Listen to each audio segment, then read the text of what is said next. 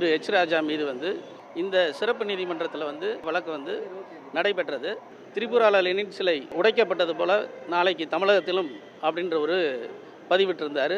அப்பொழுது அவர் தன்னுடைய ட்விட்டர் பதிவு கிடையாது அது அப்படின்னு முதல்ல வாதத்தையும், அதன் பிறகு அப்படியே இருப்பினும் அது ஒரு அச்சுறுத்தும் விதத்திலோ பீதியை கிளப்பும் விதத்திலோ அல்லது அவதூறான செயல்களோ அதில் இல்லை, செய்திகளோ இல்லைன்னு தன்னுடைய வாதத்தை முன் வச்சார். பட் நாங்கள் அரசு தரப்பில் தகுந்த வாதங்களை எடுத்து முன்வைத்தோம். அதற்கான ஆதாரங்களையும் ஆவணங்களையும் எடுத்து நீதிமன்றத்தில் வச்சோம். விசாரணையில் நீதிமன்றம் அதை ஏற்றுக்கொண்டு 6 மாத தண்டனையும் 3000 ரூபாய் அபராதமும் வழங்கப்பட்டது. சித்தாந்த ரீதியான எதிரிகளுக்கு எதிராக வழக்குகள் தொடர்வது பார்த்துருக்கோம் நாம். ஆகவே நீதிமன்ற தீர்ப்பு 31ஆம் தேதிக்குள்ளே நாம் அப்பீலுக்கான டைம் கொடுத்துருக்காங்க. அதுக்குள்ளே அப்பீல் பண்ணுவோம். என்னோட அரசியல் ரீதியிலான இந்த திராவிடியன் ஸ்டாக்குகளுக்கு எதிரான ஃபைட் எப்போவுமே தொடரும். அதனால் எந்த மனநிலையிலும் மாற்றம் இல்லை.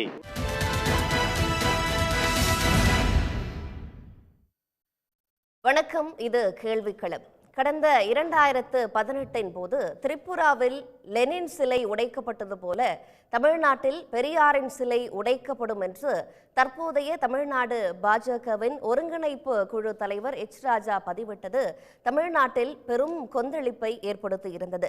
அப்போது அவர் திமுக எம்பி கனிமொழி குறித்தும் பொதுவெளியில் பேச முடியாத அளவிற்கு அவதூறாக ஒரு பதிவை வெளியிட்டிருந்தார்.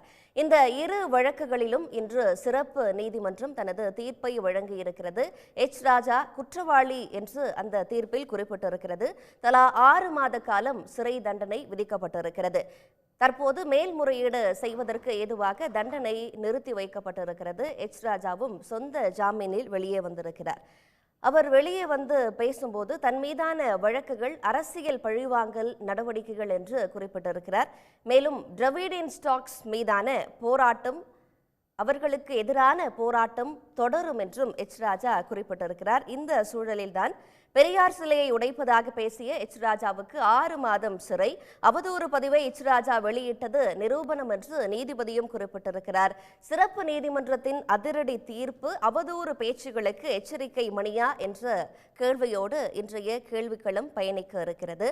நம்முடைய திராவிடர் விடுதலை கழகத்தின் திரு விடுதலை ராஜேந்திரன் இணைந்திருக்கிறார். அரசியல் விமர்சகர் திரு பாண்டியன் இணைந்திருக்கிறார். வலதுசாரி ஆதரவாளர் திரு நித்யானந்தன் இணைந்திருக்கிறார். உங்கள் மூவருக்கும் வணக்கம். நிகழ்ச்சிக்கு வரவேற்கிறேன். திரு விடுதலை ராஜேந்திரன், உங்களிடமிருந்தே தொடங்குறேன். பெரியார் அப்படிங்கிற டாப்பிக்கே வழக்கமாகவே தமிழ்நாட்டில் ஒரு சென்சிட்டிவான டாப்பிக்காக இருக்குது. நம்ம இது ஒரு பெரியார் மண், சமூக நீதி மண் அப்படின்னு சொல்லப்படுது. இப்போ பெரியார் பற்றின ஏதாச்சும் அவதூறான இந்த மாதிரியான கருத்துக்கள் வரும்போதோ, எதிராக யாராச்சும் பேசும்போதோ தமிழ்நாடே ஒட்டுமொத்தமாக கொந்தளிக்கிறத கவனிக்க முடியுது. அது அரசியல் கட்சி தலைவர்கள் உட்பட. இந்த விவகாரம் நடந்தப்பவே சீமான் உட்பட, டிடிவி தினகரன் உட்பட பலரும் கண்டனம் தெரிவிச்சிருந்தாங்க. இப்போ இந்த தீர்ப்பு குறித்து உங்களுடைய முதற்கட்ட பார்வையை நான் தெரிஞ்சுக்கணும். தீர்ப்பு வரவேற்கத்தக்க தீர்ப்பு தான், அதில் ஒன்றும் சந்தேகம் இல்லை. ஒரு குற்றவாளி என்று சொல்லப்பட்டவர் இப்போ தண்டிக்கப்பட்டவராக மாறி இருக்கிறாரு. நீங்கள் தமிழ்நாடு பெரியார் மண் அப்படின்னு நீங்கள் சொன்னீங்க. தமிழ்நாட்டிற்கென்று அரசியல்களில் சில பண்பாடுகள் இருக்குது. கருத்து வேறுபாடுகள், முரண்பாடுகள் உள்ள தலைவர்கள்லாம் தமிழ்நாட்டில் இருந்திருக்கிறாங்க. ஆனால் இந்த மனிதரை போல் ஒரு தரக்குறைவான பேச்சுகளை மற்றவங்க மேலே பேசின ஒரு மனிதரை பார்க்க முடியாது. ஏன்னா ஒரு பண்பாடு, ஒரு மரியாதை, ஒரு நேர்மை, அறம் எதுவும் இல்லாத ஒரு மனிதராகத்தான் அவருடைய பேச்சுங்கிறது தொடர்ச்சியாக இருந்து கொண்டு இருக்கிறது. இப்போ திரிபுராவில் உடைக்கப்பட்ட போது லெனின் சிலை உடைக்கப்பட்டது அப்படின்னு சொன்னோன்னா, லெனினுக்கும் இந்த இந்தியாவிற்கும் என்ன சம்பந்தம்? இதே போல தான் ஈவே ராமசாமியின் சிலையும் தமிழ்நாட்டில் அப்படின்னு தான் அவர் போட்டார். இப்போ உங்கள் வழக்கறிஞர் சொன்ன மாதிரி அது கடுமையான எதிர்ப்பு எங்கேருந்து வந்தது அப்படின்னு சொன்னீங்கன்னா, பாரதிய ஜனதா கட்சியிலேருந்து வந்தது. பாரதிய ஜனதா கட்சியினுடைய தலைவர் தமிழிசை சவுந்தரராஜன் இந்த கருத்து பாரதிய ஜனதா கட்சியினுடைய கருத்து அல்ல, இதை நாங்கள் ஏற்றுக்கொள்ள முடியாது அப்படின்னு சொந்த கருத்து அவங்களே சொல்லிட்டாங்க. அடுத்து ராதாகிருஷ்ணன், பொன் ராதாகிருஷ்ணன், அந்த கருத்தை நாங்கள் ஏற்றுக்கொள்ள முடியாது, அவர் சார்ந்திருந்த பாரதிய ஜனதா கட்சியில் வந்தது. தமிழ்நாடு முழுவதும் கடுமையான எதிர்ப்பலைகள் வந்தது. இன்னும் சொல்லப்போனால் கேரள முதலமைச்சர் பினராயி விஜயன், கர்நாடக முதலமைச்சராக இருந்த சித்தராமையா, அவர்களிடமிருந்து தமிழ்நாட்டை தாண்டி அந்த எதிர்ப்பு வந்தது. இந்த சிலை உடைக்கப்பட்டது அப்படிங்கிற ஒரு ட்விட்டரில் போடுறப்ப ட்ரெண்டிங் ஆனோன்னா 120 நாடுகளில் அது ட்ரெண்டிங் ஆச்சு. தமிழ்நாடு முழுதும் அவ்வளோ பெரிய ஒரு பதட்டத்தை உருவாக்கின ஒரு விஷயமா இருந்தது. அதுக்கப்புறம் அவர் என்ன சொன்னார்னு சொன்னால், அது நான் போடலை, என்னுடைய அட்மின் ஒன்று போட்டார் அப்படின்னு சொன்னார் அவர். அதை தொடர்ந்து தான் அந்த வழக்கு பதிவு செய்யப்பட்டது. இந்த வழக்கு பதிவு செய்யப்பட்ட உடனேயே இவர் வந்து அந்த வழக்கை வந்து குவாஷ் பண்ணணும், ரத்து செய்யணும். அப்போ 2 வழக்குகள் அவர் மீது பண்ணாங்க. ஒன்று வந்து நாடாளுமன்ற இன்றைக்கு தவறாக இருக்கின்ற கனிமொழி அவர்களை பற்றி ரொம்ப ஒரு கேவலமான ஒரு பேச்சு, அவருடைய பிறப்பை வந்து கேள்விக்குறியாக்கிய ஒரு கேவலமான ஒரு பேச்சு. தமிழ்நாட்டில் எந்த தலைவனும், இன்னும் சொல்லப்போனால் ஒரு சராசரி மனிதன் கூட பேச மாட்டான். வேதத்தை படிக்கிறேன்னு சொல்கிறாங்க, வேத பண்டிதர்கள் சொல்கிறாங்க. தமிழ்நாட்டில் ஒரு தலைவராக இருக்கிற ஒரு பெண்மணியை பற்றி, பொது வாழ்க்கையில் இருக்கிற ஒரு பெண்ணை பற்றி அவர் வந்து ஒரு இல்லெஜிட்டிமேட் சைல்டு என்கிற வார்த்தையை ஒரு ஆள் பேசலான்னா அவன் தமிழ்நாட்டில் அரசியலில் இருக்கிறதே லாய்க்கு இல்லாதவன். அந்த மனிதன் அவன் தான் சொல்லுவேன், இது மாதிரிலாம் பேசினான். அப்போ அந்த ஒரு 2 வழக்கு சேர்த்து தான் இப்போ வந்து 6 மாதம் தண்டனை கொடுத்துருக்குறாங்க. இந்த ஒரு வழக்கில் அவருடைய பேச்செல்லாம் தொடர்ச்சியாக நீங்கள் பார்த்துட்டு இருந்தீங்கன்னு சொன்னீங்கன்னா ஒரு பெரிய பட்டியலே நீங்கள் நம்ம போட முடியும். அவருடைய பேட்டிகள் யூடியூப்ல பெரியார் இப்போ வரைக்கும் அவர் ஒப்புக்கொள்ளல, நான் தான் அது பண்ணேன் அப்படிங்கிறத அவர் ஒப்புக்கொள்ளல. அப்போதுமே அவர் அதை மறுதளிச்சாரு, அட்மின் தான் பண்ணார் அப்படிங்கிறாரு. இப்போ கூட அந்த கோர்ட்ல கூட வாதிடும் போதும் கூட அது வந்து அதற்கான ஆதாரம்லாம் இல்லை அப்படிங்கிறது தான் அவர் தரப்புல இருந்து தொடர்ச்சியாக முன்வைக்கப்படுது. அவர் ஒப்புக்கொள்ள மாட்டேங்கிறாரு. இல்லை, அவர் தான் போட்டார், அட்மின் போட்டார்னு சொல்கிறாரு. இப்போ வந்து அதற்கான ஆதாரம் இல்லைன்னு சொல்கிறாரு. இப்போ ஒரு ஆதாரம் இல்லைன்னு இப்போ அவர் சொன்ன வாதம் வந்து அதற்கான ஆதாரம் இல்லை அப்படிங்கிறது ஒன்று. திருமதி கனிமொழி அம்மையா அவர்களை பற்றி பேசுகிறப்ப என்ன சொன்னாங்கன்னா, அது ஒரு அரசியல் ரீதியான விமர்சனமா. இதுதான் ஒரு அரசியல் ரீதியான விமர்சனமா. அவங்கள வந்து இப்படிப்பட்ட ஒரு விமர்சனத்தில் பேர் அதுதான் கோர்ட்டில் ஒரு ஆர்குமெண்ட். நீதிமன்றம் அதை ஏற்றுக்கல. இன்னும் சொல்ல போனால் இந்த கோர்ட்டை குவாஷ் பண்ணணும்னு சொல்லப்பட்ட நீதிபதியே அவர் தெளிவாக என்ன சொன்னார், கருத்து விமர்சனத்துக்கு ஒரு எல்லை இருக்குது, ஆனால் நீங்கள் லட்சுமணன் ரேகையை வந்து தாண்டிட்டீங்க. நீங்கள் உங்களுடைய பேச்சு, அவர் சொல்கிறார், ஆனந்த் வெங்கடேஷ் தீர்ப்பில் சொல்லியிருக்கிறாரு, directly affected the sentiments of people of Tamil Nadu who follows Periyarism. இந்த மக்களை பாதிக்கிற மக்களை வந்து கடுமையாக அவங்களுடைய உணர்வுகளை பாதிக்கிறது, இதை விட முடியாது. நீங்கள் 3 மாதத்துக்குள்ள இந்த எம்எல்ஏ எம்பிகள் பற்றிய வழக்குகளை விசாரிக்கிற நீதிமன்றம் இதுக்கு தீர்ப்பு வழங்கணும் என்று சொன்னார். அதை குவாஷ் பண்ணணும்னு கேட்டதுக்கு அது நீதிபதி சொன்ன ஒரு கருத்து. அந்த அடிப்படையில் தான் அந்த வழக்கு முடிஞ்சு இன்றைக்கி வந்து அந்த தீர்ப்பு வந்திருக்கு. தொடர்ச்சியாக நீங்கள் பார்த்தீங்கன்னா அவருடைய யூடியூப்பில் நீங்கள் பார்த்தீங்கன்னா பெரியார் சொன்னால் ஈவே ராமசாமி சொல்கிறப்ப தமிழ்நாட்டில் வந்து அவரோட பெரியாரோட கருத்து வேறுபாடு நிறைய இருக்குது. ஆனால் அது அவன் இவன் சொல்கிறது என்ன விஷயம்? யூடியூப்பில் அவன் ராமசாமி சொன்னானா, ஈவே ராமசாமி சொன்னானா என்று கேட்கிறார். அப்போ ராமசாமி இன்னொரு டிவியில் சொல்கிறாரு, ராமசாமியும் நாகம்மையாரும் கல்யாணம் பண்ணிக்கிட்டாங்க, கல்யாணம் பண்ணுறதுக்கு அவங்க முன்னாடியே குடும்ப கட்டுப்பாடு திட்டக்கிட்டு தான் கல்யாணம் பண்ணிட்டாங்களா அவங்க என்று அப்படி ஒரு விஷயத்தை அவர் பேசுகிறாரு. ஒவ்வொரு கேஸும் அவர் பற்றி அவருடைய சமஸ்கிருத அகராதி நூல் ஒன்று வெளியிடப்படுகிறது. அதில் வந்து சங்கராச்சாரி ஜெயேந்திரன் போய் நிற்கிறார். அதில் வந்து தமிழ்த்தாய் வாழ்த்து பாடப்படுகிறது. அப்போ அவர் எழுந்திரிச்சு நிற்கல, உட்கார்ந்துருக்கிறார். மௌன நிலையில் மௌனத்தை அனுசரித்தார் சுவாமிகள்னு சொல்கிறாங்க. அது ஒரு பெரிய பிரச்சனை ஆச்சு. ஆனால் தேசிய கீதம் பாடுறப்ப எழுச்சி நிற்கிறார் அந்த சங்கராச்சாரி. இது நீதிமன்றத்துக்கு ஜிஆர் சாமிநாதன் கிட்ட போகிறப்ப சுவாமிகள் மௌன நிலையில் இருந்திருப்பார், அதனால வந்து எழுந்திருக்க மாட்டார்னு சங்கராச்சாரிக்கு ஆதரவாக ஜிஆர் சாமிநாதன் தீர்ப்பு கொடுத்தார். அதை ஒட்டிதான் தமிழக முதலமைச்சர் தமிழ்த்தாய் வாழ்த்து என்பது தமிழ்நாட்டினுடைய தேசிய கீதம் என்று சொல்லி அரசு ரீதியாக சட்ட ரீதியாக போடக்கூடிய ஒரு தீர்ப்பு வந்து சொல்லக்கூடிய நிலைமை அவருக்கு வந்துச்சு. அப்படி பார்த்தீங்கன்னா புதுக்கோட்டையில் வந்து விநாயகர் சிலை தரப்பு ஒரு ஊழல் நடக்குது. அதற்கு நீதிமன்றங்கள் சில நிபந்தனைகளை போடுகிறது. அந்த நிபந்தனைகளை மீறி இவங்க வந்து ஒரு மேடை போட்டு அந்த பேசுகிறாங்க. அப்போ காவல்துறை போய் நீங்கள் இந்த நீதிமன்றத்தினுடைய நிபந்தனைகளை மீறி இப்படி நீங்கள் வந்து மீட்டிங்லாம் நடத்துறதுக்கு அனுமதி இல்லைன்னு சொல்கிறப்ப அவர் என்ன வார்த்தை சொன்னார்னா, என்னடா பெரிய நீதிமன்றம் பெரிய கூந்தல், அதாவது அவங்க மொழியில் நான் சொல்கிறேன், வேறு அந்த வார்த்தையை என்னால் பயன்படுத்த முடியாது, ராஜாவால் அந்த தரமிக்கிறவர்களால் வேதம் படித்தவர்களால் அந்த வார்த்தையை பயன்படுத்தலாம், நாங்கள்லாம் ஒரு மனிதர்கள், அதனால் கூந்தல், நீதிமன்றம் பெரிய கூந்தலான்னு கேட்டார். உடனே நீதிமன்றத்தில் வழக்கு தொடரப்பட்டது. திருமயம் காவல் நிலைய வழக்கு பெறப்பட்டு நீதிமன்றத்திற்கே நேராக வந்து நான் வந்து அதற்காக மன்னிப்பு கேட்டுக்கொள்கிறேன் அப்படி சொல்லி மன்னிப்பு கேட்டு போனவர் தான் இன்றைக்கி வந்து நான் திராவிடன் ஸ்டாக்கை வந்து கை பார்க்கிறேன்னு சொல்கிறது ஆரியன் ஸ்டாக் இன்னைக்கு பேசுது. ஆனால் அங்கே போய் அதை மன்னிப்பு கேட்டு வந்தவர் தான். ஏற்கனவே நான் போட்டது தொடர்ச்சியாக சொல்லிட்டே போகலாம். முஸ்லீம் பெண்கள் வந்து பர்தா போட்டு வந்தாங்கன்னு காப்பி அடிக்கிறாங்க, அவங்களுக்கு வந்து கருக்கலைப்பை கட்டாயம் பண்ணணும். இந்த ராஜ்நாத் சிங்கை பற்றி வைகோ பேசினார்னா அவர் தெருவில் நடமாட முடியாது. இந்த மாதிரி வந்து ஒரு கேவலமான ஒரு மிரட்டுகிற இழிமொழியில் பேசுகிற ஒரு அற்பமான ஒரு மனிதர் தான் அந்த மனிதர். அவருக்கு இந்த தண்டனை கொடுத்தது நியாயம். இது தமிழ்நாட்டு மக்கள் உணர்வுகளுக்கு அவருக்கு கொடுத்த தண்டனையாக நான் கருதுறேன். தொடர்ச்சியாக அவருக்கு நீங்க பல விஷயங்களை வந்து குறிப்பிடுறீங்க. அவர் ஆன்டி இண்டியன் சொன்ன வரைக்குமே அது கூட சமூக வலைதளங்கள்ல பரவலாக விமர்சனத்துக்கு உள்ளாக்கப்படும். அது ஒரு நக்கலான விமர்சனமாக கூட அப்பப்போ பார்க்கப்படுது, அந்த அட்மின் விவகாரம் உட்பட. ஆனா தமிழ்நாடு அப்படிங்கிறது மற்ற மாநிலங்கள்ல இருந்து பல்வேறு விஷயங்கள்ல யூனிக்கா இருக்கு. அவங்க விமர்சனம் பண்றப்ப கூட ஒரு கண்ணியத்தன்மை அப்படிங்கிறது இங்க கடைபிடிக்கப்படுது. ஒரு கருத்தியல் ரீதியான விமர்சனம் இருக்குமே தவிர அது பர்சனலா வந்து அதுதான் நானும் மாறாது. சொல்றேன். ஆனா அதுதான் சொல்றேன். இப்போ எச் ராஜா போன்றவர்கள் எல்லாம் இப்படி பர்சனலா போகிறதுக்கு பின்னாடி ஏதேனும் ஒரு பொலிட்டிக்கல் நோக்கம் இருக்குன்னு நினைக்கிறீங்களா? பொலிட்டிக்கல் நோக்கம்னு நான் சொல்ல முடியாது. அவங்களுடைய ஆரிய திமிருன்னு சொல்லுவோம். இவர் வந்து இங்கே திராவிடன் ஸ்டாக்காக நான் பேஸ் பண்ணுறேன்னு சொன்னார்ல, அப்போ ஆரிய திமிரையும் நாங்கள் பேச முடியாத இருக்கும். அந்த ஆரியத்தினுடைய திமிரை தான் அப்படி பேச வைக்குது. ஆமாம். அப்போ நீதிபதி கொடுத்த தீர்ப்புக்கு டிராவிடியன் ஸ்டாக்ஸை வந்து அவர் இது ஒரு அரசியல் பழிவாங்கல் நடவடிக்கை, இவங்களுக்கு எதிரான என்னுடைய போர் தொடரும் அப்படின்னு அவர் சொல்றதுக்கான காரணமா என்ன பார்க்குறீங்க? எங்கே போர் தொடுத்திருக்கிறாரு? போய் மன்னிப்பு தானே கேட்டு வந்திருக்கிறாரு. போட்டதை ட்விட்டர் வந்து நான் போடலன்னு சொல்லியிருக்கிறாரு. நீதிமன்றத்தை குறை சொன்னதுக்கு நான் மன்னிச்சிருக்கேன் போய் மன்னிப்பு கேட்டு வந்திருக்காரு. இவருடைய வீராதி வீரர்கள்லாம் பார்த்துருக்கோம்ல கடந்த காலத்தில். இப்போ இந்த வாரத்தில் என்ன வீரத்தை காட்ட போறான்னு நாடு பார்க்க தான் போது பார்ப்போம். ஓகே, அதே மாதிரி இப்போ இந்திய அரசியல் எடுத்துட்டோம்னா இப்போ இந்த காலகட்டத்தில் ஒரு புது டைமென்ஷன் எடுக்குதுன்னு நீங்கள் நினைக்கிறீங்களா? ஏன்னா இப்போ நாடாளுமன்ற தேர்தல் பார்த்தோம், அதற்கு முன்பாக நடைபெற்ற உத்தரப்பிரதேச தேர்தல் உள்பட அங்கே வந்து ஒரு டிவிடெண்டாக ஒரு பிரச்சாரம் பண்ணப்படுறது அப்படிங்கிறது இருக்குது. இப்போ ராஜஸ்தானில் பேசுகிறப்போ தாலியை பிடுங்கி கொடுத்துருவாங்க, சிறுபான்மையினருக்கு கொடுத்துருவாங்க, சாதி ரீதியான இடஒதுக்கீடு எடுப்பதற்கு காரணம் உங்களுடைய சொத்துக்களை மைனாரிட்டிஸ் கொடுக்கறதுக்கு தான், எருமை மாடை பறித்து முஸ்லிம்களுக்கு கொடுத்துருவாங்க இப்படின்னு எல்லாம் பிரதமரே பேசியிருந்தார். ஸோ இதன் மூலமாக எல்லாம் ஒரு ஏதேனும் ஒரு டோன் செட் பண்ணுறாங்களா? இப்போ அது வந்து தமிழ்நாட்டிலையும் பிரதிபலிக்குதா? இல்லை, இது ஏற்கனவே 2008 பேசின விஷயம் தானே. இப்போ இல்ல அதோட அது அவங்க ஒரு திட்டமாக இப்போ அவங்களும் பாஜக அப்படிங்கிறதுனால ஒரு திட்டமாக இது செயல்படுறாங்களா? இல்லை அப்படி இப்போ எச் ராஜாவுடைய பேச்சுக்கு வந்து பிஜேபியிலே என்ன மரியாதை இருக்குன்னு எனக்கு தெரியல. அவரே கடந்த காலத்தில் அண்ணாமலை அவர்கள் தலைவராக வந்ததுக்கு போனால் ஓரங்கட்டப்பட்ட ஒரு நபராக தான் எச் ராஜா இருந்திருக்கிறாரு. அதனால் அவர் அண்ணாமலை போனதுக்கு அப்புறம் தான் அவர் களத்துக்கு வந்திருக்கிறாரு. அப்பப்போ அவர் மைக்கை வச்சுக்கிட்டு வாய்க்கு வந்ததெல்லாம் பேசிகிட்டு இருக்கிற ஒரு மனிதர் தான். அவருடைய பேச்சுக்கு வந்து பிஜேபி உட்பட தமிழ்நாட்டில் வந்து எந்த கட்சியும் அவரை வந்து அந்த மனிதரை வந்து ஒரு பேச்சுக்களை வந்து அங்கீகரித்து ஏற்றா தெரியல. அதனால் பிஜேபிக்கு வந்து எதிர்காலத்து அரசியலுக்கு செட் பண்ணக்கூடிய ஒரு டோனு அப்படிங்கிற நிலையெல்லாம் இந்த பிஜேபி எச் ராஜாலாம் கிடையாது. இவர் தன்னுடைய ஐடென்டிட்டிக்காகவும் தன்னுடைய ஆரிய பார்ப்பன திமிரை காட்டுறதுக்காகவும் திமிராக தான் அப்படி பேசிட்டு இருக்கிறார். அதனால் பிஜேபியில் ஒரு ட்ரெண்ட் செட்டராக நான் நினைக்கல வர.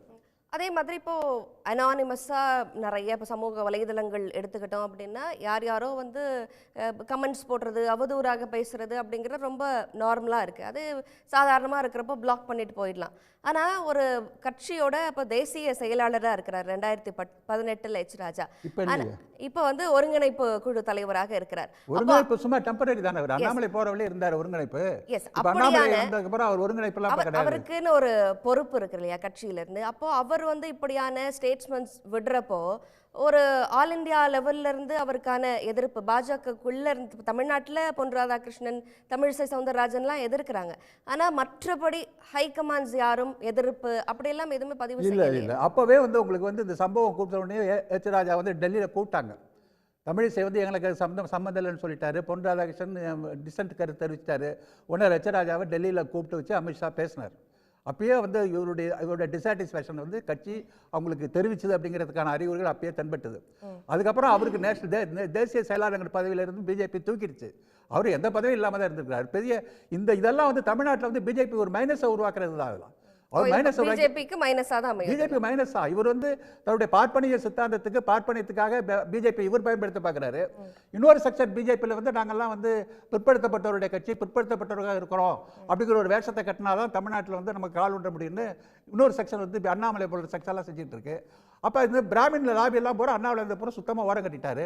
எஸ் வி சேகரே சொல்கிறாரு, பிராமணர்களுக்கெல்லாம் இப்போ இனப்படுகொலை பிஜேபியில் தான் நடக்குது, அதனால் இப்போ அந்த கட்சியில் நாங்களுக்கு பிராமணர்களுக்கு எந்த வாய்ப்பும் இல்லை அப்படின்னு சொல்லி எஸ் வி சேகரே வந்து புலம்புறாரு.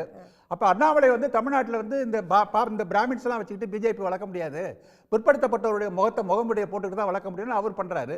அது இல்லை நாங்கள் எங்கள் பக்கம் தான் நாங்கள் நிற்போம்னு அவர் வந்து வெறித்தனமான இந்த பேச்சை நடத்திட்டு இருக்கிறாரு. அதனால் இவருடைய பேச்சுக்கு வந்து பெருசாக அங்கீகாரம் இருக்குன்னு தெரியல. தமிழ்நாட்டில் அரசியல் பண்ணணும் அப்படின்னா பெரியார் பேசணும், சமூக நீதியை பேசணும், சமத்துவத்தை பேசணும், இந்த கம்பல்ஷன்ஸ் எல்லாம் உண்டு. முதலமைச்சரே சொல்லியிருக்கிறாரு அவர் காரைக்குடி சட்டமன்ற தேர்தலப்ப, இதை மாதிரி ஆட்கள் வந்து நாடாளுமன்றத்துக்கு போவது வந்து நாடாளுமன்றத்திற்கே அவமானம், தமிழ்நாட்டுக்கே அவமான ஒரு ஃபிகராக வந்து இந்த எச் ராஜா இருக்கிறாரு அப்படின்னு தமிழக முதலமைச்சர் வந்து தேர்தல் பிரச்சாரத்தில் இவர் பற்றி பேசியிருக்கிறார்.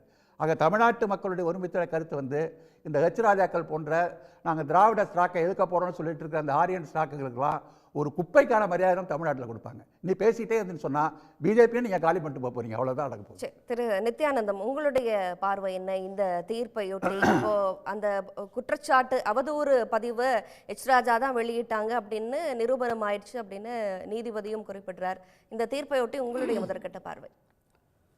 அனைவருக்கும் வணக்கம். ஹெச் ராஜா அவர்கள் பாரதிய ஜனதா கட்சியினுடைய மாநில ஒருங்கிணைப்பு குழு தலைவர். அவர் மீது இன்றைக்கு ஒரு சிறப்பு நீதிமன்றம் தீர்ப்பு கொடுத்திருக்கிறது. அந்த தீர்ப்பினை சரியான தீர்ப்பு அல்ல என்று கோரிக்கை விடுவதற்காகவும் மேல்முறையீட்டிற்காகவும் 1 மாத அவகாசமும் கொடுத்திருக்கிறது. எதற்காக அந்த குற்றவாளி என்ற தீர்ப்பு கொடுக்க சரியான தீர்ப்பு அப்படி இல்லை அப்படின்னு அவங்க சொல்லலை, மேல்முறையீடு செய்யறதுக்கான கால அவகாசம் தீர்ப்பு கொடுக்கப்பட்டிருக்கிறதுன்னு சொல்லிட்டேன். அதோட அர்த்தம் என்ன? சரியான தீர்ப்பு இல்ல அப்படின்னு சொல்லி மேல்முறையீடு செய்யறதுக்கு அப்படின்னு ஒரு வார்த்தை சொல்லலையே. அப்படிதான் தீர்ப்பு கொடுக்கப்பட்டிருக்கிறது. அது மட்டுமல்ல, 1 மாத காலம் அவருக்கு அவகாசம் கொடுக்கப்பட்டிருக்கிறது. கொஞ்சம் சரியா கவனிங்க. நான் சரியா கவனிச்சேன், நீங்க கூட போய் திரும்ப போய் பாருங்க. நீங்க இதெல்லாம் சொல்லி சரியா கவனிங்க. அந்த மாதிரி நான் சொல்ல மாட்டேன். 2வது, பெரியார் அவர்களுடைய சிலையை உடைப்பேன் என்று அவர் சொன்னது நிரூபணமாகி இருக்கிறது என்று தீர்ப்பு வழங்கியிருக்கிறார்கள். நான் நீதிமன்ற தீர்ப்பை விமர்சிக்க விரும்பவில்லை. அவருடைய ட்வீட்டில் திரிபுராவில் லெனின் சிலை எப்படி உடைக்கப்பட்டதோ அப்படி தமிழ்நாட்டிலும் என்று நிறுத்தியிருக்கிறார். ராமசாமி சிலைன்னு இருக்கு, வேணுமா? ஈவே ராமசாமி சிலை என்று சொல்லி 4 புள்ளியை வைத்திருக்கிறார். அப்படியே வச்சுப்போம். சொல்லுங்க. முழுமையாக அவர் அந்த வாக்கியத்தை முடிக்கவில்லை. அப்படியே அதோட பொருள் அவ்வளவுதான். இதை நீங்க உங்களுடைய கற்பனைக்கேற்றவாறு அந்த பொருளை எடுத்துக்கொள்ளலாம். லெனின் யாரு, நமக்கு என்ன சம்பந்தம் அப்படின்னு கேட்டபோது அது உடைச்சதில் எந்த தப்பும் இல்லைன்னு அவர் சொல்றாரு. அது நமக்கு சம்பந்தம் இல்லாத சிலை அப்படிங்கிறாரு. நான் ஏற்றுக்கிறேன். நம்முடைய திராவிட கழகத்தை சார்ந்த உலகம் முழுக்க சொன்னாங்க. இல்லை, லெனின் நமக்கு என்ன சம்பந்தம் அப்படின்னாரு. ராஜா சொன்னது அது உண்மைதானே. நீங்க சொன்னாலும் அவர் சொன்னாலும் உண்மைதான். இப்போ ராஜாவுடைய நீங்க பேசும்போது நான் குறுக்க பேசவே, அவங்களே இருக்காங்க குறுக்க பேசுவாங்க. இன்னைக்கு ஏதோ அமைதியா இருக்காங்க. ஹெச் ராஜா அவர்களுடைய ட்வீட்ல ஈவே ராமசாமி அவர்களின் சிலையும் அப்படின்னு சொல்லியிருக்காருன்னு சொல்றாங்க. அது உடைக்கப்படும்னு சொல்லியிருக்காரா? உடைக்கப்படக்கூடிய சூழ்நிலை ஏற்பட்டு விடாமல் பார்த்துக் கொள்ளுங்கள், அது நடக்கக்கூடாது என்று சொல்லியிருப்பாரா? இல்ல, நான் என்ன கேட்கிறேன், அதுக்கு இடம் இருக்கு. லெனின் சிலை உடைக்கப்பட்டுச்சு, நாளை தமிழ்நாட்டில் ஈவே ராமசாமியின் சிலைனா உடைக்கப்படாம பாத்துக்கோங்க அப்படின்னு எச் ராஜா சொல்றாரு. உடைக்கப்படாமல் இருப்பதற்கான சூழ்நிலையை நாம் உருவாக்குவோம், அதை நீங்கள் காப்பாற்றிக் கொள்ளுங்கள் என்று சொல்லியிருக்கலாம். அவங்க பெரியாருக்கு பாதுகாவலர் எச் ராஜா ஏங்க முடியாது. இவங்க உடைக்கணும் அப்படின்னு அவர் சொன்னார்ன்ற போது உடைக்கிற சூழ்நிலை ஏற்பட்டு விடக் கூடாதுன்னு இவர் தன்னுடைய அப்படி தமிழ்நாட்டில் அப்படியான ஒரு சூழ்நிலை ஒருபோதும் உருவானதில்லை, உருவாக்க வேண்டாம்னு சொல்லி எச் ராஜா பெரியார் மேல ரொம்ப மரியாதை உள்ளவங்க. அவர் பெரியார் கருத்தெல்லாம் ஏத்துக்கிட்டு பெரியார் கருத்தை ஏத்துக்கிட்டு பேசி எவ்வளவு நேரம் பேசியிருக்காரு. அவ்வளவுக்கும் நான் பதில் சொல்ல நேரம் இருக்கா? குறுக்க பேசினா அதுக்கு பதிலே கிடைக்காது. நான் குறிப்பு எடுத்து வச்சிருக்கிறேன். இந்த வார்த்தை தூக்கி போட்டு போயிடலாம். நான் குறிப்பெடுத்து ஏன் பேசுறேன், குறுக்க பேசக்கூடாது என்பதற்காகத்தான். அதனால இப்போ பெரியார் அவர்களை பற்றி பேசினார்கள். சமூக நீதி காவலர் அப்படின்னு இவர் கூட சொன்னார். நான் கேட்குறேன், பெரியார் அவர்கள் சமூக நீதி காவலர் என்று எந்த அடிப்படையில் சொல்லுகிறீர்கள்? அவர்கள் அனைத்து ஜாதியினரும் கோயிலுக்கு போகலாம் என்று போராடி இருக்கக்கூடிய ஒரு போராட்டம் தமிழ்நாட்டில் இருக்கிறதா?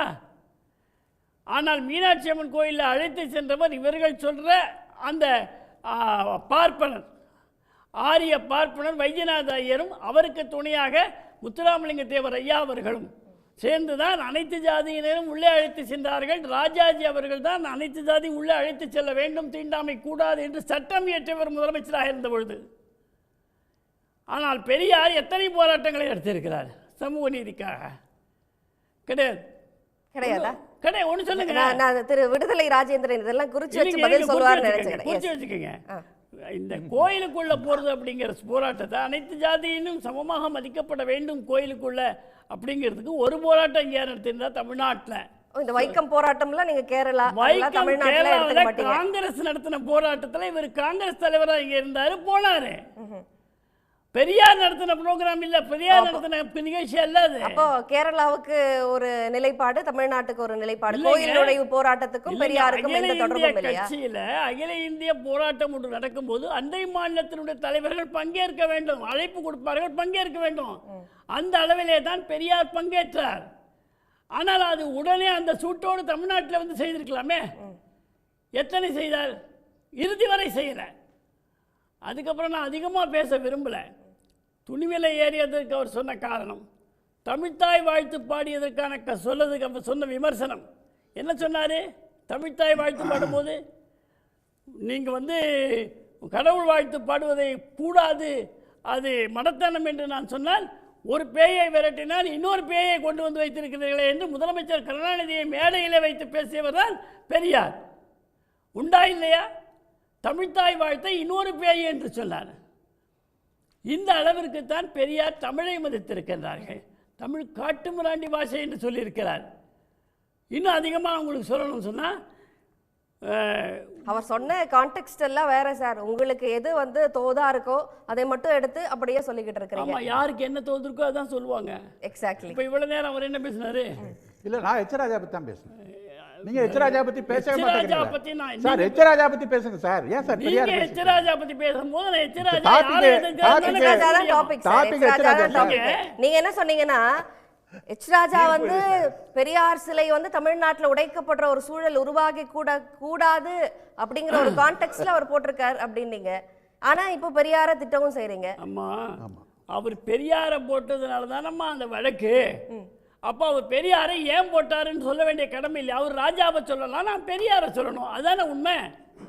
ஏன் பெரியாருக்கு அந்த பெரியாரை பற்றி எழுத வேண்டிய பெரியாரை பாதுகாக்க வேண்டும் தானே எச் ராஜா சொன்னாருன்னு சொல்றீங்க. ஆமா, இதையெல்லாம் பெரியார் சொல்லி இருக்கிறார். ஆனாலும் பாதுகாக்க நல்ல எண்ணங்க.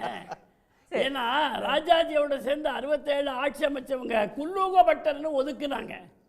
இது குல்லூக பட்டர் அப்படின்னாங்க ராஜகோபாலாச்சாரிய. அவரோடு சேர்ந்து தான் 67 ஆட்சி அமைச்சாங்க. காமராஜரை தோக்கடிச்சாங்க. காமராஜர் இவர்கள் பேசாத பேச்சா ராஜாவை இன்னைக்கு குறிப்பிடுறாங்களே, கருப்பு தோழன், எருமை மாட்டு தோழன், அண்டங்காக்காய், இன்னும் என்னென்னமோ நிறைய இருக்கு. இதுக்கெல்லாம் எங்க சார் சான்று இருக்கு? அது விட்டுருங்க, தீர்ப்பை பத்தி பேசலாம். தீர்ப்பு பேசுங்க. தீர்ப்புக்கு வாங்க. தீர்ப்பை விமர்சிக்க நான் விரும்பவில்லை. விமர்சிக்கல ராஜா, நீதிமன்ற கருத்து சொல்லலாம். அதிலே நான் விமர்சிக்க கூடாது. ஆனாலும் 1 மாத காலம் அந்த தீர்ப்புக்கான மேல்முறையீட்டிற்கான நேரம் கொடுத்திருக்கிறார்கள் என்று நான் சொல்லியிருக்கேன். இல்ல, அவரு எச் ராஜா என்ன சொல்றாருன்னா, இது ஒரு நீதிபதி வந்து தீர்ப்பு கொடுத்திருக்கிறார், அவரு குற்றவாளி அப்படின்னுட்டு. ஆனா இவர் வந்து இது ஒரு அரசியல் ரீதியான பழிவாங்கல் நடவடிக்கை அப்படிங்கிறாரு. கனிமொழி அவர்கள் கூட வந்து போய் வழக்கு தொடுக்கல. அத வழக்கு தொடுத்தது ஒரு 3ஆம் நபர். ஆனா டி ஸ்டாக்ஸ்க்கு எதிராக அவர் பேசுறதுல என்ன நியாயம் இருக்குது? கனிமொழி வழக்கு தொடுக்க மாட்டாங்க, வேற ஆட்களை வச்சுதான் செய்வாங்க. இது அரசியல், இது அரசியல் பழிவாங்கல் தான். என்ன அரசியல் ரீதியான பழிவாங்கல் இதுல? என்ன அரசியல் ரீதியா பழிவாங்க? திராவிட முன்னேற்ற கழகம் முன்னணி பேச்சாளர்கள்லாம் மேடையில் எப்படி பேசுனாங்க? குஷ்பு எப்படி பேசுனாங்க? என்ன தாமாக முன் வந்து எடுக்க வேண்டிய வழக்கை நீதிமன்றம் எடுத்ததா? புகார்களை எடுத்துக்கொண்டதா? இருங்க, குஷ்பு பத்தி பேசினதுனால திமுக பேச்சாளர் மேலே வழக்கு போட்டு சிறையில் இருந்தார் அவர். சும்மா இருங்க. சிவாஜி கிருஷ்ணமூர்த்தி சொந்த கட்சிக்காரன் மேலே திமுக வழக்கு போட்டது. எந்த கட்சியில் இருக்காருங்க? அவர் எந்த கட்சியில இருந்தாங்க? குஷ்புவை பேசினாருங்கறதால ஒரு பெண்ணை எப்படி அதுதான் சார். வழக்கு போட்டு நீங்களே சொல்றீங்க, ஜெயில்ல இருந்தார். ஒரு பிரதான முக்கியமான கட்சியில அப்படி பேசுறப்ப அவங்க மேல நடவடிக்கை எடுக்கப்படுது. அடுத்ததாக கட்சியில இருந்து நீக்கப்படுறாரு, கட்சியில இருந்து நீக்கப்படுறாரு. அவருக்கு மேடையில பேச அனுமதி வழங்கப்படல. பாஜகல இருந்து என்ன நடவடிக்கை எச் ராஜா மேல எடுக்கப்பட்டுச்சு? இன்னைக்கு அண்ணாமலை என்ன தெரியுமா சொல்றாரு? எந்த தவறும் செய்யவில்லை என்றுதான் நான் சொல்லிக் கொண்டிருக்கிறேங்க. நீதிமன்ற தீர்ப்புல நான் தலையிட முடியாது. நீதிமன்ற தவறு செஞ்சனால்தான் சார் குற்றவாளிங்கிற ஒரு தீர்ப்பே வழங்கப்பட்டிருக்கு. நான் நீதிபதியை விமர்சிக்க முடியாது. எச் ராஜா தவறு செய்யவில்லை என்பதற்கான காரணங்களைத்தான் நான் சொல்லிக் கொண்டிருக்கிறேன். அப்படி அவர் ட்வீட் போட வேண்டிய அவசியம் நீதிபதி அப்படி சொல்லலையே. நீதிபதியோ நீதி பரிபாலனம் வந்து அதை அப்படி புரிஞ்சுக்கலையே. நீங்க சொல்ற கான்டெக்ஸ்ட்ல புரிஞ்சுக்கல. ஆமா, அது புரிஞ்சுக்கலன்னு சொன்னா இவங்க வந்து மேல்முறையீட்டுல செய்யும்போது அந்த நீதிபதிகள் இதை கேட்பாங்க, சன் தொலைக்காட்சி பார்ப்பாங்க. நான் வக்கீலா இல்லைன்னா கூட இந்த மாதிரியான விஷயங்களை எல்லாம் அவர்கள் குறிப்பெடுப்பாங்க. அவர்களுக்கு இன்னைக்கு பாஜக தலைவர் அண்ணாமலை வந்து சொல்றாரு, எச் ராஜா வந்து சொல்ல வந்தது ஒண்ணு, ஆனா சொன்ன விதம் வந்து வேறயா புரிந்து இருக்கு. கொள்ள அதான் என்ன நான் சொல்றாரு? சொல்றேன். இதுதான் சொல்ல வராரா? புரிந்து பெரியாரை கொள்ளப்பட்டது. பாதுகாப்போம் அப்படிங்கறது தான் இல்ல. பாஜகவோட நிலைப்பாடா? அதைத்தானம்மா நானும் சொன்னேன். அவர் இப்படி சொல்லி இருக்கலாம் இல்லையா, நீங்க ஏன் அப்படி புரிஞ்சுக்கிறீங்கன்னு கேட்கிறேன். ஆனா பல ஹிஸ்டரியை வந்து குறிப்பிட்டாரு சார் திரு விடுதலை ராஜேந்திரன். அப்படி எச் ராஜாவோட ஹிஸ்டரி ஷீட் அப்படி இல்லையே. எச் ராஜாவோட ஹிஸ்டரி சீட் பேசினார்ல, அதுதான் பெரியாரோட ஹிஸ்டரி சீட்டை பேசுறேன். தீர்ப்பு எச் ராஜா அல்ல, ஏன் பெரியார் பெரியார் தோல்வி பேச அல்ல. வேண்டி வந்தது, கூட்டத்துக்கு கூட்டம் ஏன் பெரியார் பேச வேண்டி வந்தது, இது பெரியார் மண் அல்ல, இது ஆழ்வார்கள் பெரியார் மண் நாயன்மார்கள் மண் அப்படின்னு நான் ஏன் சொல்றேன்? பெரியார் இந்த மாதிரியான ஏன் பெரியார் மண் இல்ல? தமிழை காட்டுமிராண்டி பாஷை என்று சொல்லக்கூடிய தமிழ்நாட்டுல இருக்கிற சிலப்பதிகாரத்தை தமிழ்நாட்டுல இருக்கிற யார வேணா போய் கேளுங்க சார். சிலப்பதிகாரம் என்ற இலக்கியத்தை விலைமாதர் கதை என்று சொல்வதும் இப்படியெல்லாம் அவர் தமிழை சொன்ன கான்டெக்ஸ்ட் வந்து வேற சார். அதற்குள்ள வந்து பெண்ணடிமைத்தனம் வந்து பேசப்படுது, கற்பு ஒன்றுதான் வந்து பெண்களுக்கான ஒண்ணா பேசப்படுது. இதிலெல்லாம் பெரியாருக்கு இருந்த முற்போக்கு சிந்தனையின் அடிப்படையில் அவர் விமர்சிக்கிறார். நீங்க சொல்ற கான்டெக்ஸ்ட் கிடையாது. நீங்க நெறியாளரா இருக்கணும், இல்லைன்னா பெரியார் ஆதரவாளரா இருக்கணும். இல்ல நான் வந்து இல்ல, டெவில்ஸ் இதான் அட்வொகேட் ஒண்ணு தான் ப்ளே தெளிவா பண்ண இருக்கணும். முடியும். நீங்க நான் டெவில்ஸ் விடுதலை அட்வொகேட் தான் ப்ளே பண்ண முடியும். அவருக்கு நான் கேள்வி எழுப்பலையா? நீங்க விடுதலை ராஜேந்திரனுக்கு நிறைய பாயிண்ட்ஸ் எடுத்து கொடுக்குறீங்க. அவர் சொன்னதெல்லாம் அதையும் நான் எச் ராஜா சொன்னதை நான் கேட்டுட்டு தான் இருந்தேன். ஆனா இப்ப தனிப்பட்ட முறையில பேசும்போது கூட பெரியார் இதை செய்தார் அதை செய்தார் நீங்கள் புகழ்ந்து பேசுகின்ற பொழுது நான் புகழ்ந்து பேசினேன். இப்ப பேசிட்டு இருக்கீங்களே, நீங்க சொன்னதுக்கு நான் பதில் சொல்றேன். பெரியார் அப்படி சொல்லல, இதுதான் உண்மை. ஃபேக்ட் செக் பண்ணி நான் சொல்றேன் உங்கள்கிட்ட. இல்ல பெரியார் ஏன் அப்படி சொல்லல, அவர் சொன்னதுக்கான வேறு காரணம் இருக்குன்னு சொல்றீங்கல்ல, அதான் சொன்னேனே. அதத்தான் ராஜா எழுதுறதுக்கான வேறு காரணம் இருக்குன்னு நான் சொல்லிட்டு இருக்கேன். எச் ராஜா வந்து பெரியாரை ஆதரிக்கிறார். தமிழ்நாட்டுல பெரியார் கருத்துகள் வேரூன்ற வேண்டும் அப்படிங்கிற அடிப்படையில லெனின் சிலை உடைக்கப்பட்டப்போ எச் ராஜா வந்து தமிழ்நாட்டுக்காக பதிவிடுறார், பெரியாருக்காக பதிவிடுறார். திராவிடர் கழகத்துல சேர்ந்துடலாம் சார். சிலை உடைக்கின்ற கலாச்சாரத்துல தமிழ்நாட்டுல புரட்சி தலைவர் எம்ஜிஆர் ஆட்சிக்கு வந்த பொழுது மையப்பகுதியிலே அண்ணா சாலையிலே இருந்த கருணாநிதி அவர்களுடைய சிலையை எப்படி உடைத்தார்கள், ஏன் உடைத்தார்கள், யார் உடைத்தார்கள், என்ன வழக்குகள் அவர் மீது தொடுக்கப்பட்டார்கள்? எம்ஜிஆர் ஆதரவாளர்கள் உடைக்கிறாங்க. உணர்ச்சி பூர்வமாக வருகின்ற நேரத்தில் அப்படிப்பட்ட சம்பவங்கள் நடக்கும். அது நடக்காமல் நாம் பார்த்து கொள்ள வேண்டும். தேவையில்லாமல் இந்து கலாச்சாரத்தையும் சனாதனத்தையும் எல்லாம் பேசக்கூடாது. இதை ஏன் பெரியாரோடு ஒப்பிட்டு பேசுகிறோம் என்று சொன்னால், ஒவ்வொரு கோவில் வாசலிலுமே பெரியார் சமூக நீதியை காத்தார்னு போடல, பெரியார் பெண்ணுரிமையை காத்தார்னு போடல. கடவுளை கும்பிடுகிறவன் முட்டாள், கடவுளை கற்பித்தவன் காட்டுமிராண்டி, கடவுளை படைத்தவன் அயோக்கியன். இந்த மூணு தான் ஒவ்வொரு கோயில் வாசல்ல இருக்கு. அப்ப பெரியார் எதனுடைய அடையாளமா இருக்கார்? எந்த கான்டெக்ஸ்ட்ல கடவுளுடைய எந்த கான்டெக்ஸ்ட்ல சார் பெரியார் அது சொன்னாரு? இந்த கான்டெக்ஸ்ட்ல இல்லைங்க. பிறப்பால ஏற்றத்தாழ்வு ஒரு சமூகத்துல இருக்கு, ஒரு சமூகம் பின்பற்றுது, அதுல பெண்ணடிமைத்தனம் இருக்கு. எல்லாரும் பிறப்பால ஒன்றுன்னு சொல்லல. அதனால வந்து இதுக்கெல்லாம் யார் காரணமாக இருக்குன்னா ஒரு மதம் காரணமாக இருக்கு, அதுக்கு பின்னாடி ஒரு கடவுள் காரணமா இருக்காருன்னா அவரை அது லாஸ்ட் இருக்கிறதுலயும் கடைசியிலும் தான் போறாரு அவரு. இல்லைங்க, என்னுடைய வழிபாட்டு சுதந்திரம் எனக்கு இருக்கிறது. பெரியார் அறிவுஜீவியா இருந்துட்டு போட்டோம், நான் முட்டாளாவே இருந்துட்டு போறேன். எனக்கு வழிபாட்டு சுதந்திரம் இந்த நாட்டினுடைய அரசியலமைப்பு சட்டம் கூட தருகிறது. சரி, என்னை பார்த்து முட்டாளே ஏன் கோயிலுக்கு போறேன்னு கேட்க. கோயில் நுழைவு போராட்டம் நடத்தினது யாரு? வைத்தியநாத ஐயர் நடத்தினாரு, பெரியார் நடத்தலையா? எங்க ஒரு போராட்டம். சரி, ஓகே, நம்ம தொடர்ந்து பேசலாம். எடுத்துக்காட்டுக்கு வச்சுக்கோங்க, நான் உள்ள போகும்போது என்ன முட்டாளுங்கிறான், நான் வெளியில போகும்போது என்ன முட்டாளுங்கிறான். அதுதான் எல்லா சிலைக்கு கீழே இருக்கு. அப்படி இருக்கும்போது அந்த ராமசாமி பாண்டியன் கருத்து கேட்டேன். நான் ஒரே விஷயத்தை சொல்லிடுறேன். சும்மா வரலாறு தெரியாம பேசிட்டு இருக்கிறாங்க. பெரியார் வந்து போராட்டம் நடத்துறாருன்னு இவர் கேட்குறாங்க. இந்த கோயில் நுழைவு போராட்டம் நடத்துறதுக்கு முன்னாடியே பெரியாருடைய சுயமரியாதை இயக்கம் பல்வேறு கோயில்களில் கோயில் நுழைவு போராட்டங்களை நடத்தி வழக்குகளை சந்தித்து பண்ணிருக்கு. திருவண்ணாமலை இருங்க சார் என்கிட்ட கேள்வி கேட்டாங்கல்ல, என்கிட்ட கேள்வி கேட்டாங்க, நீ தூங்கிட்டுறீங்களா? என்கிட்ட கேள்வி கேட்டாங்க, அப்புறம் பேச முடியும். சரிங்க, அதாவது திருவண்ணாமலை கோயிலில், திருச்சி மலை கோயிலில், ஈரோடில், மயிலாடுதுறையில் எல்லா ஊர்லேயும் வந்து சுயமரியாதை இயக்கம் வந்து கோயில் நுழைவு போராட்டம் நடத்தி அதற்காக அவர்கள் கைது செய்யப்பட்டு வழக்குகள் தொடுக்கப்பட்டது அப்படிங்கிற வரலாறு உண்டு. அந்த வரலாறுகள்லாம் மறைச்சிட்டு அதுக்கப்புறம் தான் வைக்கம் போராட்டத்தோட கோயில் நுழைவு போராட்டம் இல்லை, அது தெருவில் நுழைக்கின்ற ஒரு போராட்டம் தான். ஆனால் அதற்கு அப்புறம் தான் தெருவில் அனுமதிச்சாங்க. அதுக்கப்புறம் தான் கோயிலுக்குள்ள அனுமதிக்கிற முறையே அந்த தெரு போராட்டத்தை தொடர்ந்து தான் வந்துச்சு. அதனால் பெரியார் வந்து கோயில் நுழைவு போராட்டம் வந்து இல்லைங்கிறது ஒரு தப்பு ஒன்று. இரண்டாவது, கடைசியாக பெரியார் அறிவித்த போராட்டமே அனைத்து ஜாதியினருக்கும் அர்ச்சகராகணும், உரிய அந்த பயிற்சி பெற்ற அனைத்து ஜாதியினரும் அர்ச்சகராகணுங்கிறதுக்கு தான் அந்த சட்டம் வந்துச்சு. அதுக்கு தான் கடைசி போராட்டமாக பெரியார் அறிவிச்சதே அதுதான், அனைத்து சாதியினரும் அர்ச்சகராக போகணும், உள்ள நுழையணும். வழிபாட்டு உரிமை கடைசி போராட்டமே அதான், வழிபாட்டு உரிமை வேணும் தான் கடைசி போராட்டமே.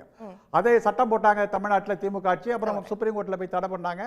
அப்புறம் திரும்ப கலைஞர் சட்டம் போட்டார். அப்புறம் திரும்ப நீதிமன்றத்துக்கு போய் படையெடுத்து போய் அந்த சட்டம் முடக்குகின்ற வேலையை வந்து செஞ்சுட்டு இருக்கிறது யாருன்னு சொன்னால், இந்த மாதிரி இந்த கருத்துக்களை பேசிட்டு இருக்கவங்க இன்ன வழி செஞ்சுட்டு இருக்கிறாங்க. அந்த கோயில் நுழைவு உரிமை, அர்ச்சகர் உரிமை தடுத்துட்டு இருக்கிறாங்க. அதனால பெரியார் வந்து கோயில் நுழைவு போராட்டமே நடத்தலை அப்படிங்கிறது வந்து உண்மைக்கு மாறான ஒரு கருத்து. இதே இந்த வைத்தியநாத ஐயர் கோயிலுக்கு அழைச்சிட்டு போறாருன்னு சொல்றாங்களே, இந்த வைத்தியநாத ஐயர் 1924-25 வந்து திருப்பூரில் பெரியார் இந்த கோயில் நுழைவு போராட்டம் வேணும்னு காங்கிரஸ் கட்சி தலைவராக இருந்தப்ப பேசினப்ப, இந்த வைத்தியநாத ஐயர் வந்து அந்த சமுதாய பிரச்சனைலாம் காங்கிரஸ் கட்சி ஈடுபடக்கூடாது, கோயில் நுழைவு போராட்டம் கூடாதுன்னு சொல்லி பேசினவர் தான் அந்த வைத்தியநாத ஐயர். அப்புறம் உள்ளூரில் பஞ்சாயத்தில் வந்து உள்ளூர் தேர்தல் ஒன்று வருது. அந்த தேர்தலில் வந்து மக்களுடைய ஓட்டுகள்லாம் வேணுங்கிறதுனால அவர் சப்சிக்வெண்ட்டாக தன்னோட கருத்தை மாற்றிட்டு உள்ள அழைச்சிட்டு போறாரு. அப்படி உள்ள அழைத்து கொண்டு போனதற்கு முக்கிய காரணமாக இருந்தது நீதி கட்சியை சேர்ந்த ஒரு அதிகாரியுடைய சப்போர்ட்ல தான் உள்ள போறாங்க. இந்த வரலாறுலாம் இருக்கு. நீங்க சொன்ன கதையெல்லாம் கேட்டுட்டு தான் சார் இருந்தேன். அதாமாங்க, இது 60 ஆண்டுகளா பாஜக இங்க ஆளல, திராவிடம் ஆண்டுகிட்டு இருக்கு. வைத்தியநாத ஐயருடைய கதை இவ்வளவுதான் சொல்லிருக்கேன். இது வைத்தியநாத ஐயர் கதை புதுசா புனையப்பட்டு. நீங்க தானே சொன்னீங்க வைத்தியநாதர் உள்ள போனாரு. நான் இன்னொன்னு சொல்றேன், நீங்க தானே சொன்னீங்க வைத்தியநாத ஐயர் ராஜா ஏன் இப்படி பேசுறாரு, ஏன் இப்படி எழுதினாருன்னா ஆரிய கொழுப்பு சொன்னாரா இல்லையா? இதே நம்முடைய விவாதத்தை சொன்னாரா இல்லையா? ஆமா, நீங்க டிராவிடியன் ஸ்டாக்ஸ்க்கு எதிரான போர் இருக்கு அப்படின்னு அது எப்படி ஆரிய கொழுப்பு நீங்க டிராவிடன் சொன்னா ஆரியன் தான் அது. அப்ப ஆரியன்ங்கிறது யாரை சொல்றாரு இவரு? ஆரியர்களை சொல்றோம். வடநாட்டுல இருக்கிறவங்க ஆரியர்கள். இல்ல தென்னாட்டுல ஆரியர். அதுவும் இல்லாம அவர் ஆரிய திமிருனர், ஆரிய திமிருனர், கொழுப்புன்னு சொல்லல. சரி, திமிரு கொழுப்பு, ஆரிய திமிரு. ஆரிய திமிருன்னு சொல்றதுக்கு இவருக்கு யார் உரிமை கொடுத்தாங்க? ஒரு கட்சியினுடைய தலைவரை பார்த்து திமிரு அது இதுன்னு சொல்றாங்க. எங்களுடைய தலைவரை பார்த்து எப்படி சொன்னீங்க? வடப்பன் சொன்னீங்கன்னா நான் வழிபடக்கூடிய முறைகளை, நான் பின்பற்றக்கூடிய தர்மத்தை முழுக்க எங்களுடைய தலைவரை பார்த்து ஒழிப்பேன் என்று ஒரு மந்திரி சொல்லுகிறான். ஏங்க நீங்க சொல்றீங்க ராஜா அப்படி எழுதினார்னு. ஒரு தமிழக அமைச்சரே பிரதம மந்திரி மோடி அவர்களை கண்டம் துண்டமாக வெட்டுவேன் என்று மேடையிலே பேசுகிறார். எங்க அதெல்லாம் பேசலையா? பெரியார வந்து ஈவ ராமசாமியை அவன் இவன் பப்ளிக்ல பேசுறாரு. ஒரு மூத்த தலைவர், தமிழ்நாட்டுல மூத்த தலைவர் ஈவ ராமசாமியை அவன் இவன் என்று பேசுகிற ஒருத்தனை போய் நான் எப்படி ஆரிய தமிழ்னு சொல்லாம எப்படி இருக்க முடியும்? சங்கராச்சாரியரை பத்தி கூட பேசினாரு. தமிழ் தாய் வாழ்த்து சொல்லும்போது சரி, இப்போ அவர் ஒரு பாயிண்ட் சொன்னாரு சார். நான் அதுக்கு வரேன். இதுக்கும் சேர்த்து பதில் சொல்லுங்க.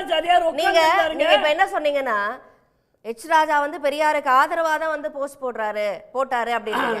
ஆனா இவர் முக்கியமா சொன்னாரு, தமிழ்நாட்டுல கருத்தியல் ரீதியாகத்தான் பேச முடியும், இங்க சமூக நீதி, பெண்ணுரிமை, மற்ற எம்பவர்மெண்ட் எல்லாம் பேசினாதான் அரசியல் செய்ய முடியும் அப்படின்னு ஒரு வாதத்தையும் முன் வச்சார்.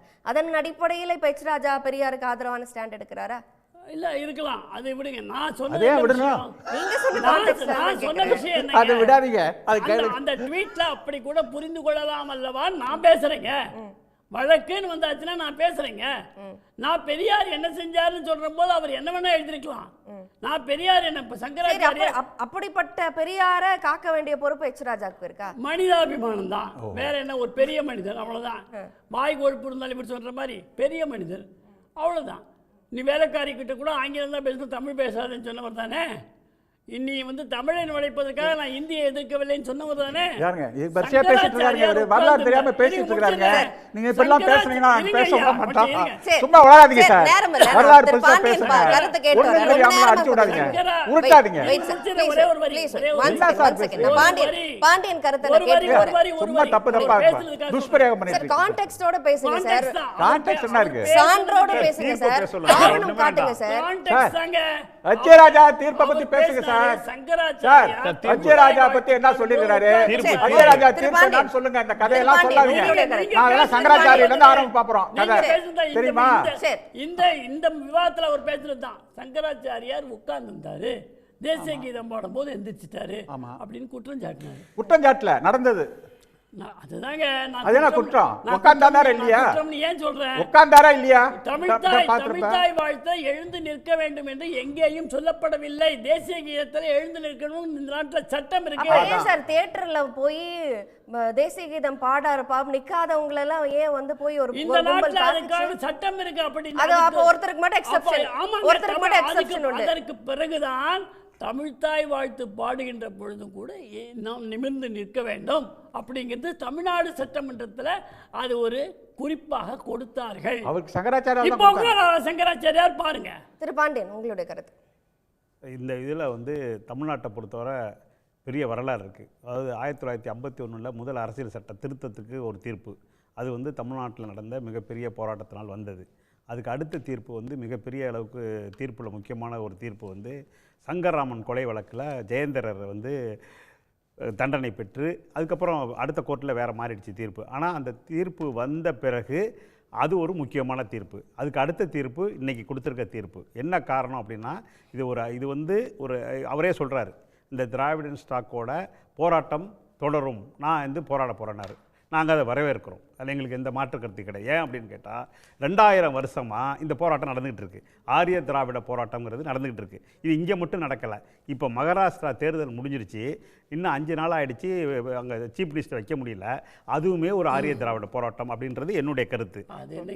சொல்லிடுறேன் நான் இன்னும் மகாராஷ்டிரா விஷயத்தை சொல்லிடுறேன்.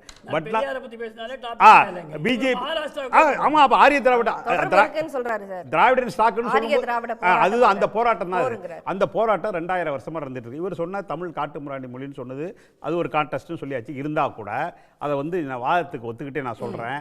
ஏன் வந்து இவர் சொல்கிற இப்போ சார் பேசுகிறது, ஹெச் ராஜா பேசுகிறது எல்லாமே தமிழ் தான்.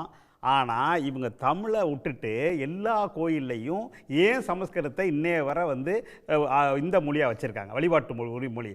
நம்ம பேசுகிறது அத்தனை 8 கோடி மக்களும் தமிழ் பேசுகிறோம். அப்படி இருக்கும் பட்சத்தில் ஏன் சமஸ்கிருதம் யாரோட மொழி? அது எழுத்து மொழியா, பேச்சு மொழியா? ஏன் வந்து இன்னமும் தமிழ்நாட்டில் இருக்குது? ஒரு வீட்டில் நம்ம வீட்டில் குடி போனாலோ அல்லது பிறந்தாலோ அல்லது இறந்தாலோ எல்லா நடக்கிற நிகழ்ச்சி, பண்பாட்டு நிகழ்ச்சி அத்தனையிலையும் எதுக்காக சமஸ்கிருதம் நடக்குது? அப்போ இவங்க தமிழை தூக்கி பிடிக்கிறாங்க அப்படின்னு சொன்ன உண்மையாக இருந்தால், தமிழ் பேசி இங்கே வந்து இது வந்து வாழ்ந்துக்கிட்டே எப்படி வந்து சமஸ்கிருதத்தை வைக்க முடியும்? 207 பேர் பயிற்சி எடுத்த அனைத்து சாதியினரும் சம்பந்தப்பட்டவங்கள யார் வந்து எந்த சட்டம் இன்னைக்கும் தடுத்துக்கிட்டு இருக்கு? இந்த கேள்விக்கெல்லாம் வந்து திராவிடன் ஸ்டாக்கை எதிர்க்கிறவங்க பேசணும். ஏன்னா ஒரு பக்கம் திராவிட மாயைன்னு சொல்லி ஒரு விஷயத்தை கொண்டு போகிறாங்க. ஆனால் எந்த காலத்துலேயும் ஆரியர்கள் வந்து திராவிடத்தை வந்து ஒத்துக்கலை. அது ஒத்துக்கக்கூடாது, அவங்க நம்மளும் ஒத்துக்கலை. அதுலேருந்து இனக்கலப்பு ஏற்பட்டுருச்சா? இனக்கலப்பு ஏற்பட்டுருச்சு, அதில் எந்த சந்தேகமும் கிடையாது. இன்னும் எல்லாரும் மாறி மாறி கல்யாணம் பண்ணிக்கிறாங்க. சார், இது ஆரிய திராவிட போர் இல்லை, ஹெச் ராஜாவே பெரியாரை தான் சப்போர்ட் பண்ணுறாங்க. இல்லை ஹெச் ராஜா சொல்கிறது வந்து திராவிடன் ஸ்டாக்கை நான் எடுத்து போராடுவேன்றாரு. நான் அந்த போராட்டத்துக்கு நாங்கள் இந்த பக்கம் ரெடியாக இருக்கோம். ஏன் இதோட முக்கியமானது என்னென்னு கேட்டிங்கன்னா, இந்த போராட்ட நடுவில் நீங்கள் உலகத்தில் பார்த்தீங்கன்னா, இப்போ இஸ்ரேலுக்கு இதில் நடந்தாலும் சரி, வார் நடந்தாலும் சரி, பாலஸ்தீனத்துக்கு உக்ரைன்லேயும் ரஷ்யாவுக்கும் நடந்தாலும் சரி, குண்டு போட்டால் சாவ போகிறது பொதுமக்கள். ஆனால் சமூக ஆதிக்கம், பொருளாதார ஆதிக்கம், பண்பாட்டு ஆதிக்கத்தில் தமிழ்நாடு மட்டும் இல்லை, இந்தியாவில் 2000 வருஷமாக இருக்கிற விஷயத்தில் ஒரு மனிதாபிமான போராட்டம், அதாவது எதிரி அவங்கள கூட எந்த இடத்துலையும் இல்லாமல், அதாவது எதிர்ப்பு இல்லாமல், குண்டு போடாமல், கத்தியின்றி ஒரு பெரிய போராட்டம் நடந்துகிட்டு இருக்கு 2000 வருஷத்தில். அதில் 100 வருஷத்தில் நீதி கட்சியில் ஆரம்பித்து இன்றைக்கி தமிழ்நாட்டு முதல்வர், துணை முதல்வர் உட்பட இந்த போராட்டத்தில் நிற்கிறாங்க எல்லாரும். அப்போ எது ஜெயிக்குது? இன்றைக்கும் தான் ஜெயிச்சுக்கிட்டு இருக்கு. அப்போ மகாராஷ்டிரா சொல்லிடுறேன், முடிச்சிடறேன், அது பாதியில் நிற்கிது. இன்றைக்கி பட்னாவிஸை ஏன் மோடி வேணான்னு சொல்கிறாரு? நாளைக்கு ரிசல்ட் வரப்போகிறதுல பட்னாவிஸ் முதல்வராக இருப்பாரா அப்படின்றத கேள்வி இருக்குது. முரளிதர் மோகேல் அப்படின்ற ஒரு மராத்தாவோட ஒரு கம்யூனிட்டி சேர்ந்தவரை கொண்டு வரதுக்கான முயற்சி பிஜேபியில் நடந்துகிட்டு இருக்கு. அப்போ ஏன் ராஜேந்திர சார் சொன்னார், ஏன் அண்ணாமலை வந்து இங்கே தலைவராக இருக்க முடியுது, ஏன் வந்து ஹெச் ராஜா இருக்க முடியாது? இது எல்லாமே ஆரிய திராவிட போராட்டம் தான். அரசியல் போராட்டமாக இருக்கலாம், சமுதாய போராட்டமாக இருக்கலாம், ஆனால் அது உள்ள ஓடிக்கிட்டே இருக்கிற விஷயம் ஆரிய திராவிட போராட்டம் தான் இந்தியாவில் நடந்துகிட்டு இருக்கு. அது அரசியலாக இருக்கட்டும், சமூகமாக. இதற்கு பின்னாடி எல்லாம் ஒரு வரலாற்று காரணம் இருக்கு. வரலாற்றில் நடந்த போராட்டங்கள் தான் இவ்வளவுக்கும் காரணம். அதனால தான் இந்த மூணாவது தீர்ப்பு. நான் வந்து 2 தீர்ப்பு, ஜெயேந்திரர் அரெஸ்ட் ஆனதும், ஜெயலலிதா பேரில் அரெஸ்ட் ஆகிறாங்க, தீபாவளி அன்னைக்கு அரெஸ்ட் ஆகிறாங்க. அரெஸ்ட் பண்ணுறாங்க. ஏன்? சங்கராமன்ற ஒருத்தர் அவரும் ஆரிய இனத்தை சேர்ந்தவர் தான். அப்படி இருந்தும் அந்த கொலை நடக்குது, அந்த கொலை தீர்ப்பு வந்துருச்சு. இப்போ நம்ம அதை பற்றி பேச வேணாம், முடிஞ்சிருச்சோம். இப்போ அடுத்து ஹெச் ராஜாவுக்கு ஏன் தீர்ப்பு வருது? அப்போ தீர்ப்பு வந்ததுங்க ஜெயேந்திரருக்கு. அப்புறம் பேசுவோம். இப்போ வந்து Context இல்ல ஹெச் ராஜாவுக்கு இந்த தீர்ப்பு வந்திருக்கிறது என்ன ரொம்ப அரசியல், இது வந்து சமுதாய அடிப்படையில் இந்த போராட்டத்தை நான் சொல்லிட்டேன். அரசியல் ரீதியா இனிமே யாரும் இந்த மாதிரி ஒரு நாகரிகமற்ற முறையில் பேசக்கூடாது அப்படிங்கிறது முக்கியம். அதை விட முக்கியமானது இன்னொரு தீர்ப்பு. இதற்கு பிறகாக இல்ல ரெண்டாவது தீர்ப்பு இந்த சொல்லிடுறேன். தீர்ப்பு வந்து ரொம்ப முக்கியமானதாக இருக்கு. அவதூறு பேச்சுகள் தமிழ்நாட்டில் இதுக்கப்புறம் குறையுமா? இது கடந்த முறை கஸ்தூரி அவர்களுடைய அந்த ஜாமீன் கேட்டதுலயும் நீதிபதியோட கருத்தை நம்ம கேட்டோம். அடுத்ததாக ஹெச் ராஜாவுக்கு இப்படியான ஒரு தீர்ப்பு, இதற்கப்புறம் இந்த அவதூறு பேச்சுகள் எல்லாம் குறையுமா? அதாவது நிச்சயமா வந்து இப்போ திருட்டோ இல்லை கொலையோ நடந்தால் அது தண்டனை கொடுக்கறதுனால அது எதுவும் குறைஞ்சிற மாதிரி நமக்கு தெரியல வரலாறு. ஆனால் கட்டுப்படுமா இல்லையா? அட்லீஸ்ட் அந்த வாய்ப்பு இதில் இருக்குது. இன்னொன்று ஒன்றே மட்டும் சொல்லிடுறேன். பெண்கள் விஷயத்தில் வந்து இவங்க வந்து அவங்களும் அது ஆரிய பெண்கள் உட்பட ஜெயலலிதா உட்பட எல்லாருமே சூத்திரர்கள் தான் வேத அடிப்படையில். அந்த அடிப்படையில் தான் அவங்க வந்து கனிமொழி அப்படி திட்டுறாங்க. அதனால் இதுவும் ஆரிய திராவிடர் போராட்டம் தான். அந்த இடத்துல தான் தீர்ப்பு வந்து ஒரு நல்ல தீர்ப்பு அப்படின்னு சொல்கிறோம். இது மேலே போய் என்ன வேணாலும் ஆகலாம், அதை பற்றி நம்ம கவலை இல்லை. இன்று கிடைத்த தீர்ப்பு ஒரு வரலாற்று முக்கியமான தீர்ப்பு.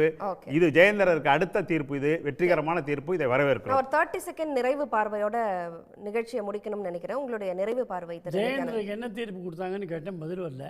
எனக்கு தெரிஞ்சு கடைசி வரைக்கும் விடுதலையாக இருந்து அவர் எல்லா இடத்துலையும் போயிட்டு தான் இருந்தார், வெளியில தான் இருந்தார். பிணையில் இல்லை, பெயில் கொடுக்கல அவருக்கு, சுதந்திரமா இருந்தார். அந்த வழக்கு தள்ளுபடி, அந்த வழக்கு தள்ளுபடி செய்யப்பட்டது. நன்றி. தள்ளுபடி செய்யப்பட்டது எந்த கோர்ட்ல? புதுவை நீதிமன்றத்தோட நின்று போச்சு. அப்பீலுக்கு போச்சா? ஏன் போகல அப்பீலுக்கு? அதுக்கு பின்னாடி இந்த சதி என்ன? அந்த வரலாறுலாம் சொல்லட்டுமா? ஆதாரங்கள் கிடையாது, அவர் செய்ததற்கான ஆதாரம் கிடையாது. சொல்லுங்க. அவர் இருந்தார். அதாவது பெரியார் சிலையை வந்து உடைக்க வேண்டும் அப்படின்னு பேசுற ஒரு கருத்தை, ஹெச் ராஜா பேசின கருத்தை தமிழ்நாட்டினுடைய அவர் சார்ந்திருந்த பிஜேபியே ஏற்றுக்கல. தமிழிசை நிராகரிச்சிட்டாங்க, பொன்ராதாகிருஷ்ணன் நிராகரிச்சிட்டாங்க, அவங்க கட்சியே நிராகரிச்சு வரைக்கும் கண்டிச்சாருட்டீங்க. ஆமாம் கண்டிச்சாங்க. அப்போ தமிழகத்தில் இருக்கிற பிஜேபியே ஏற்றுக்கொள்ள முடியாத ஒரு கருத்தை அவர் சொல்லியிருக்கிறாரு. அதனால இது வந்து தமிழ்நாட்டு மக்களுடைய உணர்வுகளை பிரதிபலிக்கக்கூடிய கருத்து இல்லை, அவர்களை புண்படுத்தக்கூடிய ஒரு கருத்து. அப்போ இந்த அடாவடியான பேச்சுகளுக்கு வந்து நிச்சயமா ஒரு கடைவாளம் போடணுங்கிறதால தான் இந்த தீர்ப்பு வந்திருக்கு. திருப்பாண்டியன், அவதூறு பேசுகிற யாருக்குமே தமிழ்நாட்டில் அரசியல் ஏறது. ஏன்னா இப்போ வந்து இன்னும் 1.5 வருஷம் வந்து இப்போ 26 தேர்தலோடு வந்து இப்பயே சூடு பிடிக்க ஆரம்பிச்சிருச்சு. அந்த அரசியல் போராட்டத்தில் இதுக்கு மேலே அவதூறு யாரும் பேசக்கூடாது. ஏன்னா இது வந்து உச்சகட்டமாக போகுது இந்த தேர்தல் வந்து. ஏன்னா இப்பயே ஆரம்பித்து 1.5 வருஷம் நடக்க போகுது. அப்போ இதை வந்து இந்த இடத்துல ஓரளவு இந்த தீர்ப்பு வந்து கட்டுப்படுத்தும் அப்படின்னு நான் கருதுறேன். அந்த அளவுக்கு இது வந்து நான் பாராட்டுறேன். நன்றி சார். நேரம் இல்ல, அடுத்ததாக இன்னொரு டாபிக்கும் நம்ம பேச இருக்கோம். நிகழ்ச்சியில் பங்கு கொண்ட உங்கள் மூவருக்கும் மிக்க நன்றி. உடனுக்குடன் செய்திகளை தெரிந்து கொள்ள சன் நியூஸ் பெல் ஐகானை கிளிக் பண்ணுங்க.